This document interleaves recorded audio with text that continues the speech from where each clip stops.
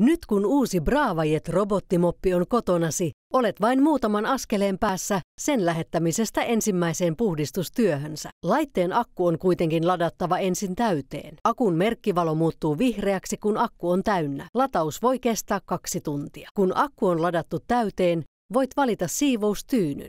Valitse sopiva Bravajet-siivoustyyny lattian puhdistusta varten, pesutyyny, kosteapyyhintä tai kuivapyyhintä ja aseta se robotin pohjassa olevaan uraan. Täytä säiliö lämpimällä vedellä, jos käytät pesutyynyä tai kosteapyyhintätyynyä. Muista sulkea korkki.